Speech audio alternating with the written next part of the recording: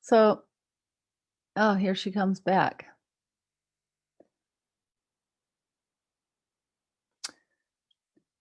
So we are live. Hey, some weird stuff happened on the back end too. Like you disappeared and came back. Did you log out? Booted. You did. Nope. I got booted. Okay. No, well, that's the Facebook live stream like degraded completely, but then magically automatically reappeared. So we're just going to roll through some technical difficulties. Like everybody, our bandwidths are overwhelmed with school being back in session and everybody working from home. And, side item, we have like the shittiest internet of any developed nation. Oh, and we pay more for it than anywhere else on the planet. But that's a little side complaint Cassandra and I have discussed recently. We've had that already. We've had that discussion already. Yeah. Yes. But in case you didn't know, a thing to know is, we think we have this greatness, and that's like a line of shit that you're being fed. But that's not what this show is about. This show is about real estate. And before we get too far along, I just want to remind everybody that I'm a real estate broker in Southeast Michigan. A lot of what I tell you might sound like legal advice. It also might sound like financial advice. I promise you it's neither of those things. It's also only relevant for like right now and in my market, and it's just my opinion. So now that my cover your ass disclaimer is out of the way, I think it applies for Cassandra as well.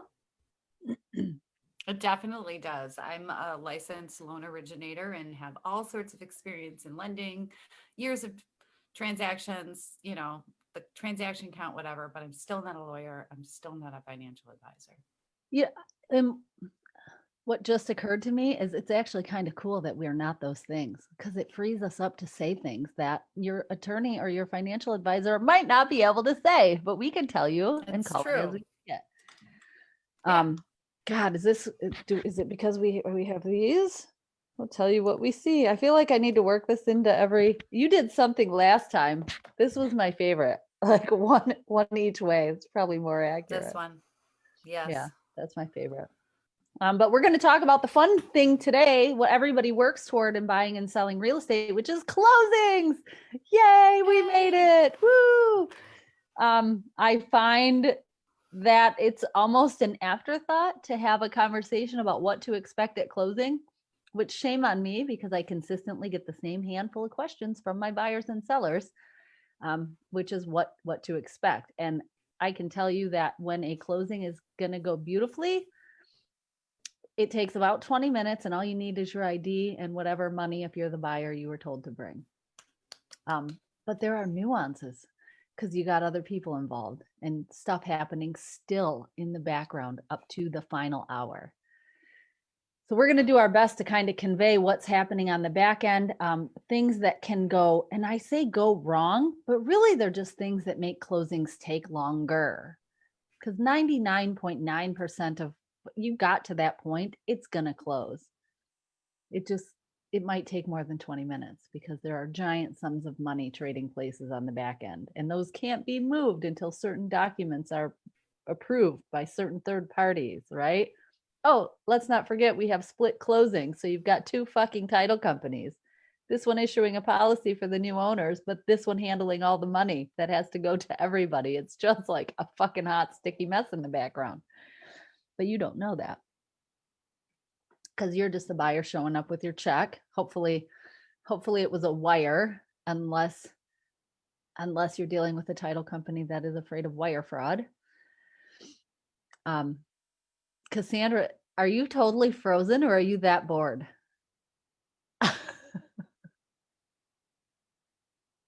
You guys, I think she's frozen. So I'm just going to keep going and tell you, I'm going to do the best I can by myself. But generally speaking, like I said, a closing takes about 20 minutes. And clients always want to know this because scheduling, right? You're going to drive there and sign paperwork in Michigan. If you are a buyer, especially, I may be wrong, but I'm under the impression that mortgage documents cannot be signed remotely. Yeah, technical difficulties. I'll just keep going. And if you have questions, just post them in the comments, or if I'm wrong, Oh, David says a good cover my ass. Good. Thank you, David.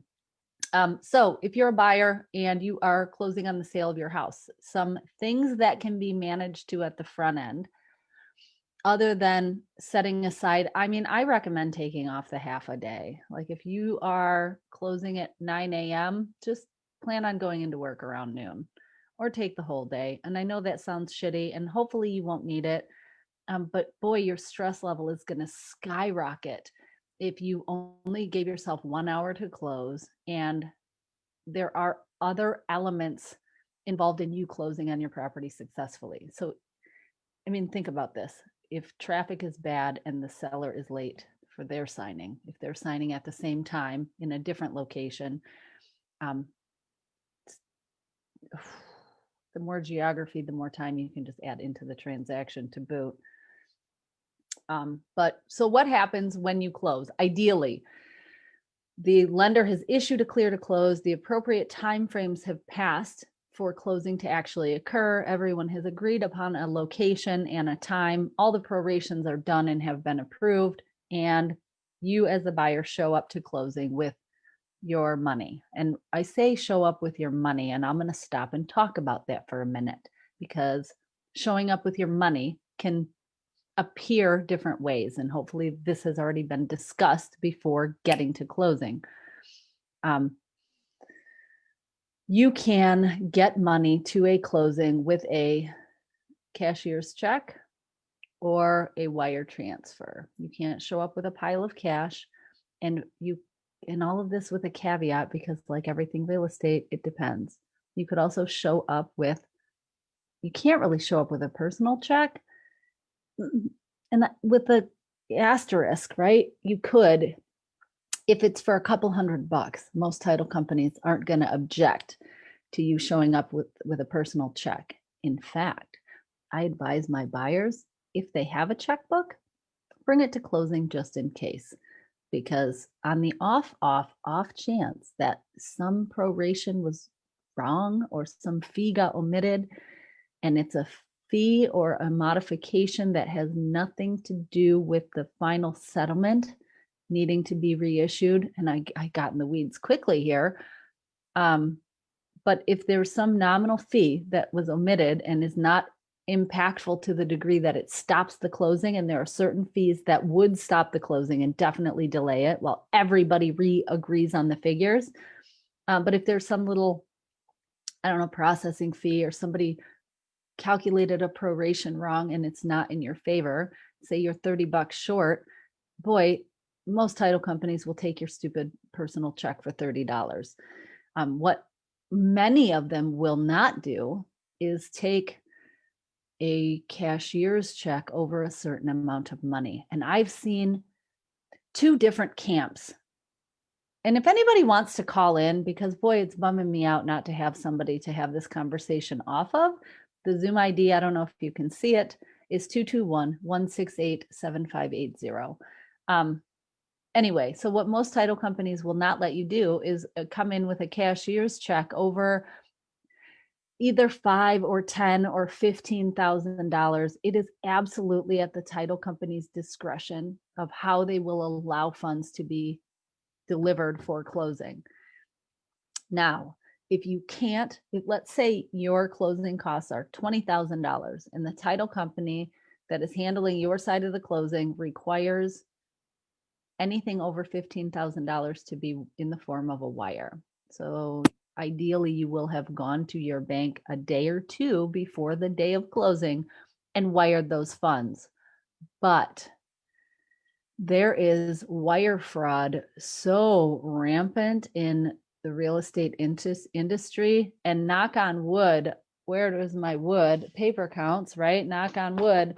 It has not happened to my clients, but I hear horror stories, and they're not urban legend style horror stories. These are agents that I am dealing with on a one-to-one basis, agents in my market, title companies that I'm intimately familiar with, these people that have firsthand stories about how their client received an email to wire the money a day early to this routing number and account number. and those emails look legitimate. They look like they came from the realtor, or they may look like they came from the title company, or they may look like they came from the lender. And clients, knowing their closing is coming and knowing that they have a wire, don't really question a last minute request to either wire money early or to a different account, or, hey, we know we told you to bring a check, but now we need a wire. And they go and they take the action. And once that money is wired, it's nearly impossible to get back and to track down. So I've heard stories of people losing hundreds of thousands of dollars to the point where they can't buy their house anymore. That money is gone. It's not recoverable. And even if it is, let's say you can get a portion of it back, your closing window closed. The seller's not likely to wait around for you to figure out how to get your money back. I'm assuming it's the buyer's side that got screwed up there in my scenario. Um, but yeah, so what do, right? There, you got people telling you you can't bring a personal check, you can't bring cash. They won't accept a cashier's check over $15,000. Guess what your option is? Fucking wire the money. And EFTs are not allowed. I don't know why. Something to do with the verification of the funds or the security of the handling of the funds. I can't really speak intelligently to that other than I know that it's not allowed. So not to scare everybody, but if you're wiring money, just make sure that you got wiring instructions directly from the title company that's receiving the wire. That's the best advice I can give you. As an agent, I avoid inserting myself and being the bearer of the information. But when I do have to do that, I get a document from the title company. It's a freaking PDF that says, send the wire to this account. And I just hand that right over to my client. And then I encourage my client to call the title company and verify what I said. And I also arm my clients with the information, or at least the awareness, to know that if they get a call, I'm sorry, not a call. If they get even a call, you get a last minute request within 2 or 3 days of closing with wire instructions you've never seen, or requesting a change to wire instructions, freaking call me. Call the title company. I know it's annoying, especially it'll feel annoying if that's a legitimate request. But boy, for $20,000 in our scenario, you're better off measure twice, cut once. You can't unring the bell once that money's sent. It's so hard to get back. So, boy, that was a little bit of a rabbit trail. But so what else happens at closing? And boy, I wish Cassandra could be on this because, and I know she's also got, speaking of closings, she has a closing that's supposed to close, she said, at noon, and it's not balanced yet.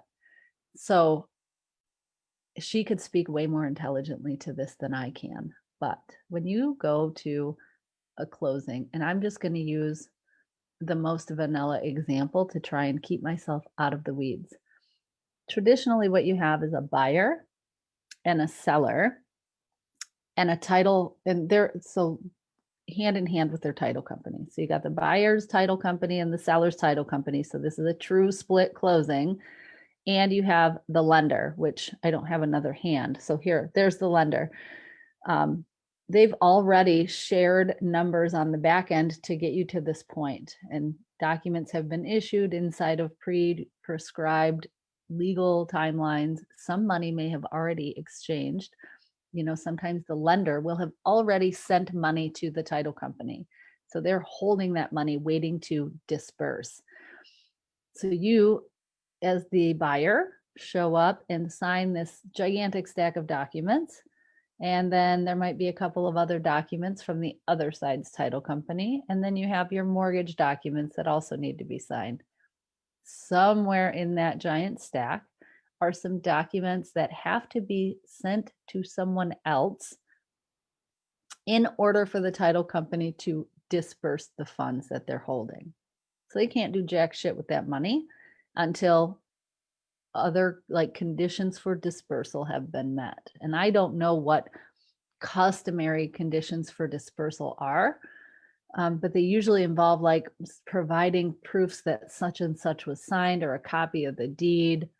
And even me saying that is irresponsible speculation because I don't know. I'm not a title agent.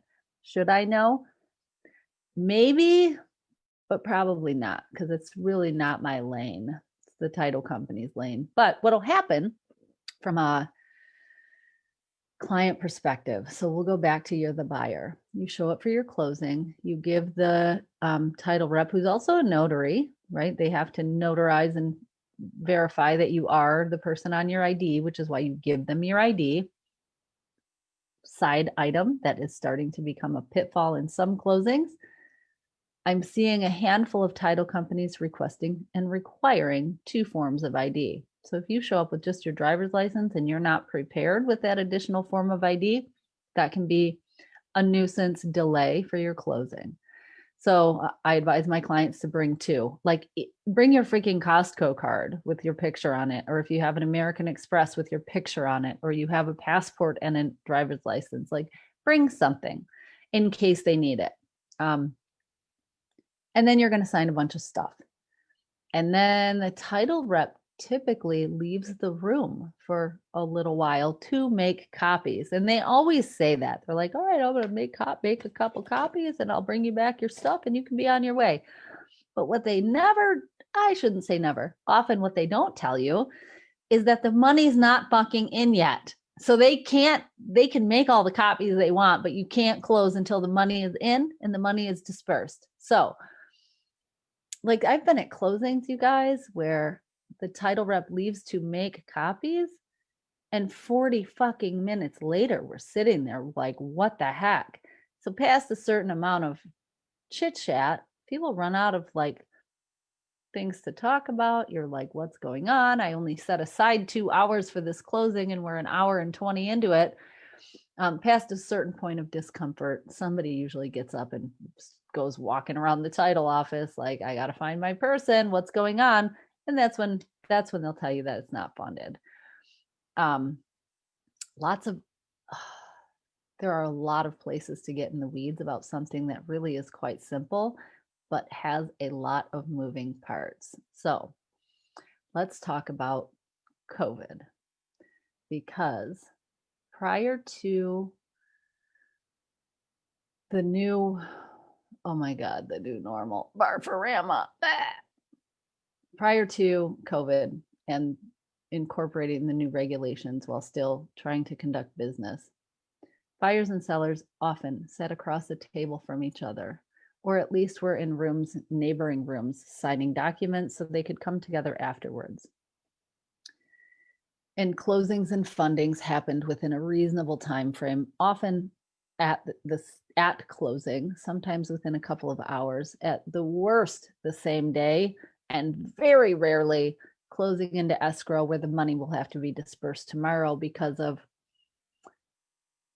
who knows, it's after business hours here and the wire is coming from California and they haven't hit send yet. I mean, I've heard it all. I haven't heard it all. I've heard a lot of ridiculous things that can totally be managed too. But at the end of the day, you got people pushing buttons, and sometimes people have a lot of buttons to push and yours just happens to be the last one. Be prepared for that. So COVID kind of did away with all of that. There was a couple of months where I was not allowed to attend my client's closing because they were trying to just minimize people. So, I mean, I'd be either not in the area, which felt very weird, or sitting in the parking lot just in case. Because when it's one of those things, right? If it's done right, the agent really doesn't need to be there. But if something goes wrong, often it's the agent who can fix the problem. Maybe because we're most willing to freak out about it. I don't know, but okay, so COVID. You've got now buyers buying a home, and they are going to, let's say you're using me as your agent to represent you buying a house. My office is in Brighton, and we are using a local title company in Brighton for whatever reason. This is where how we got here doesn't matter. This is where we are. So that title company says, okay, come to this address. You're going to sign all your documents on this day. And you're like, sweet. And let's imagine that you get occupancy at closing. So we're presuming some things in the contract.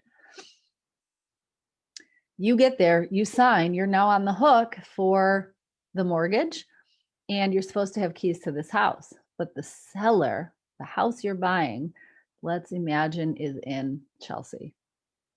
Seller's in Chelsea, their title company's in Chelsea, their agent is in Chelsea, they're signing in Chelsea.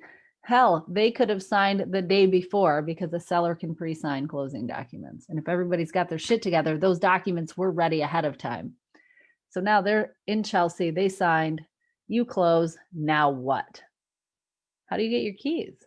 Like, I suppose by rights and law, you could go to the house and break in. It's your house. The contract says you have occupancy. That's been not a hard problem to solve, I guess. But what I've been doing as an agent is making sure that I have an old school combo lockbox on the house with the keys in it, so that once the closing is done and funded, and I'll get to that in a minute, I can authorize this is when I'm on the listing side, I can authorize the buyer's agent to give that combination to their buyer client who can go to the home and move in. So another thing that we've been seeing out of COVID, though, is even though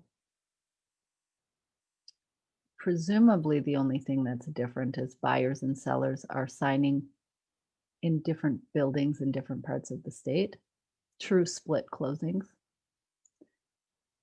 the money is taking longer to get shuffled around too. And I'm not sure if that is because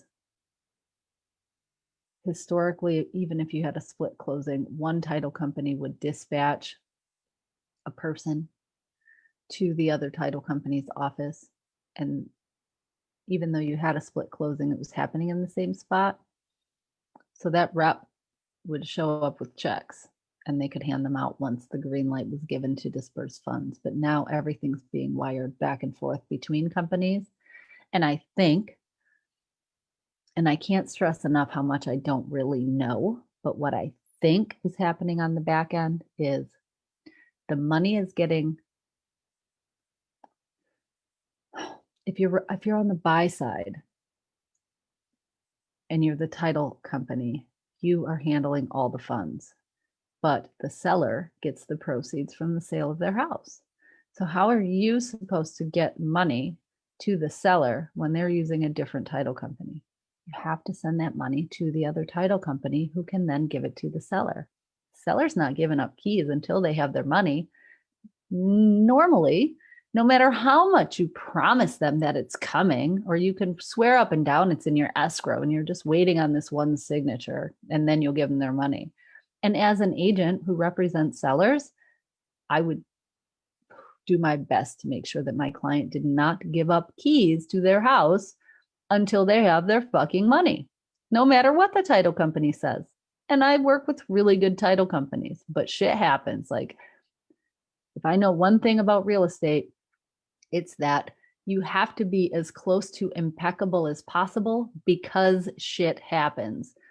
And if you have the one wrong thing go wrong, the whole operation could come tumbling down. But if everything is built with integrity, you can lose a brick and not have the whole house fall down. Wild that just fell out of my mouth in this instance, but it's true. So I think that sometimes the title company on the seller side is dispersing funds even though they haven't received them yet. Anyway, this is a irresponsible speculation conversation that I appear to be having with myself, and I know that nobody gives a fuck. What you give a fuck about is what happens at closing. So here's what happens. Now, go in expecting it to take a little longer than usual because of the back and forth that you don't even know is happening. Also, if you're a buyer, be prepared to not get your keys until tomorrow. Please don't show up to closing with a U-Haul full of your crap, because it's one of those things that if it doesn't come together in order for you to leave that closing table with your U-Haul, it's going to be a near catastrophic pain in the ass that will piss you off. You are far better off expecting it to take a couple days and being pleasantly surprised if you get your keys early. It'll give you time to get in and clean or whatever. So on the other side, if you're a seller and you are going to sell a property, understand that closings are not PayPal exchanges. You will not get your money instantly, especially in a true split scenario. So if the seller has a buyer who's using the same title company, side recommendation from me, and this is just my opinion, and I could be wrong, and I get proven wrong all the time, but don't fucking split title. If you're a buyer buying a house, why would you give a flying F who issues the title company or the title policy for your lender's interest in the property? Like, there's zero reason to split title. It's a giant money grabbing scam, in my opinion. But put that aside. If you are a seller, that's where I was, right? If you are selling your house and you are lucky enough to have a buyer who's not splitting title, then you may walk away from the closing table with a paper check, or you may walk away with a wire that has been issued to your account. It's far more likely that you will not see those funds until the end of the day or the next day.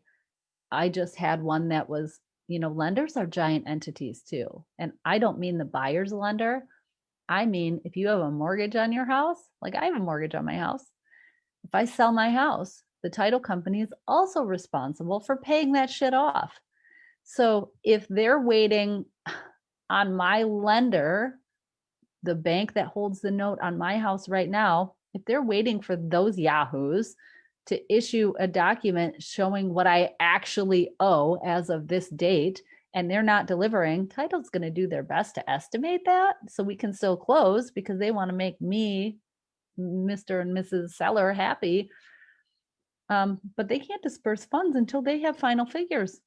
So, I feel like title gets a bad rap because they have to deal with a lot of bullshit and a lot of moving parts on the back end that none of us see. But as a seller, yeah, again, expect less so you can be pleasantly surprised. You're just less likely to walk out of there with a gigantic fucking check.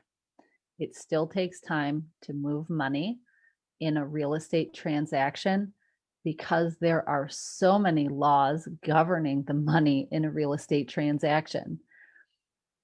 And I feel like that's a good stopping point. I'm going to just, if you guys don't mind, I'm going to just go look at what I put for the topic because I do sometimes get derailed by my own opinions about things. Let's see, closings and COVID. Yes, they're different. Key exchanges, 20 minutes to 2.5 hours. Yeah, 2.5 hours is the worst that I've dealt with, where it actually closed and didn't close in escrow. Maybe I should take a moment and explain what that means.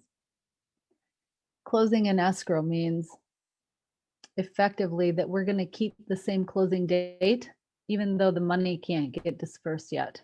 So if I'm closing on my house today, but the title company, for whatever reason, is waiting on somebody else to do their job, and that somebody else can't do their job because of some weird, I don't know, let's say it's a fucking bank holiday. You're going to have to wait, honey. I'm almost done. Thank you. So you've got whatever bullshit, then I totally lost my thread. Closing an escrow. Okay. We still agree to keep today as our closing day, but no funds can be dispersed until that whatever box gets checked that we're all waiting on. So title company still holds all the funds.